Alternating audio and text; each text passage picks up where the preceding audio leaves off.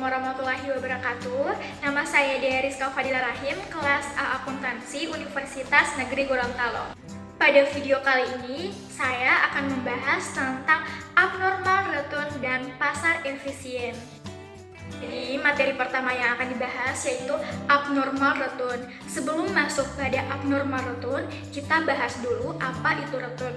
Nah, return merupakan imbalan yang diperoleh dari investasi. Return ini merupakan salah satu faktor yang memotivasi investor untuk berinvestasi dan juga merupakan imbalan atas keberanian investor menanggung resiko atas investasi yang telah dilakukan.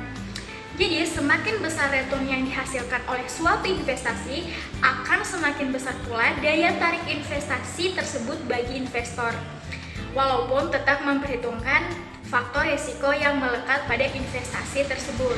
Nah, kalau abnormal return ini biasanya terjadi pada pasar modal yang tidak efisien.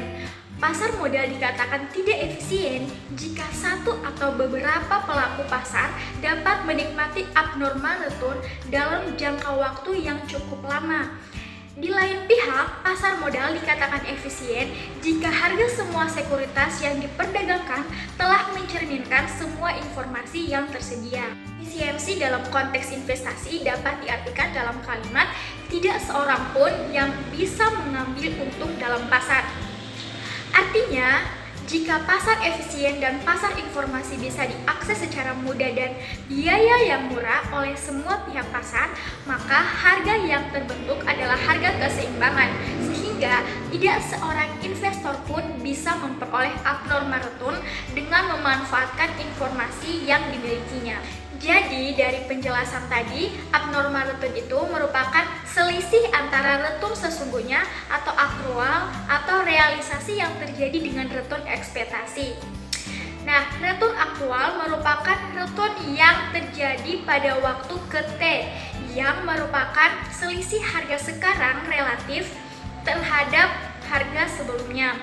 Kalau return ekspektasi itu merupakan return yang harus diestimasi, misalnya dengan menggunakan mean adjusted model dengan menganggap bahwa return ekspektasi bernilai konstan, yaitu sebesar nilai rata-rata return realisasi sebelumnya selama periode estimasi. Periode estimasi ini umumnya merupakan periode sebelum periode peristiwa. Periode peristiwa disebut juga dengan periode pengamatan. Nah, setelah mengetahui apa itu abnormal return, kita masuk pada perhitungan abnormal return.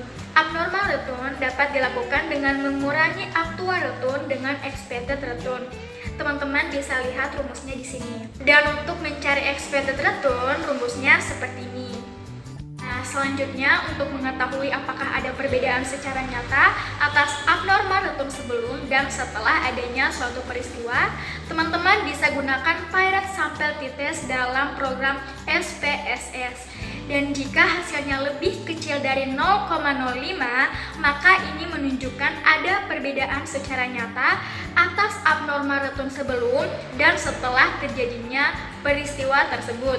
Sebaliknya, jika hasilnya lebih besar dari 0,05, hal ini mengindikasikan bahwa tidak terdapat perbedaan secara nyata antara peristiwa sebelumnya dengan peristiwa sesudahnya. Selanjutnya, materi kedua yang akan dibahas yaitu pasar efisien. Konsep pasar efisien pertama kali dikemukakan dan dipopulerkan oleh Fatma tahun 1970. Dalam konteks ini yang dimaksud dengan pasar adalah pasar modal dan pasar uang.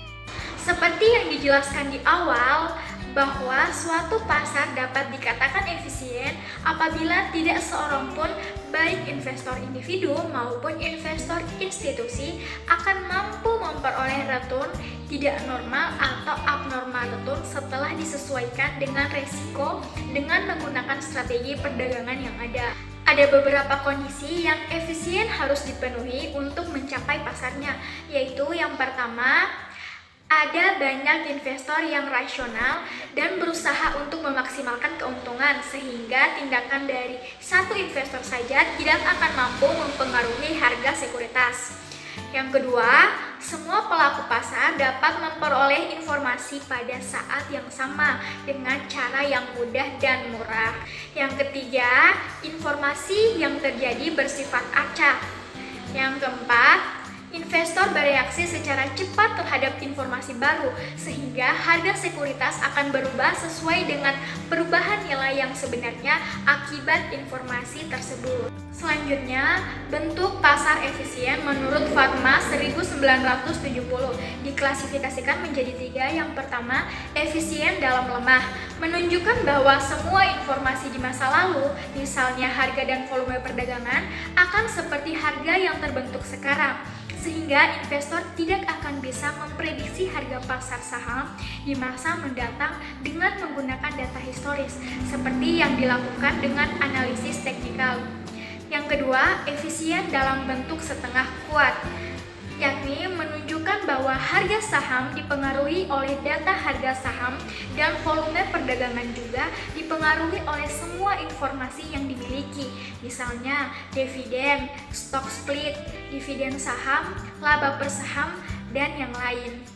Dan yang terakhir yaitu efisien dalam bentuk kuat, yakni menunjukkan bahwa semua informasi baik yang terpublikasi, sudah atau tidak terpublikasi dalam harga sekuritas saat ini.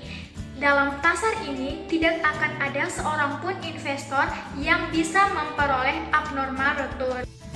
Materi terakhir, anomali pasar atau market anomalies.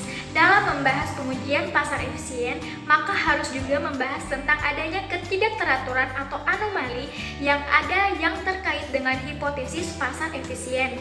Anomali di sini adalah salah satu bentuk dari fenomena yang ada di pasar. Pada anomali, hal-hal yang seharusnya tidak ada bila mana dianggap bahwa pasar ditemukan benar-benar ada. Artinya, suatu peristiwa dapat dimanfaatkan untuk memperoleh abnormal return. Dengan kata lain, seorang investor dimungkinkan untuk memperoleh pengembalian yang tidak wajar dengan mengandalkan suatu peristiwa tertentu.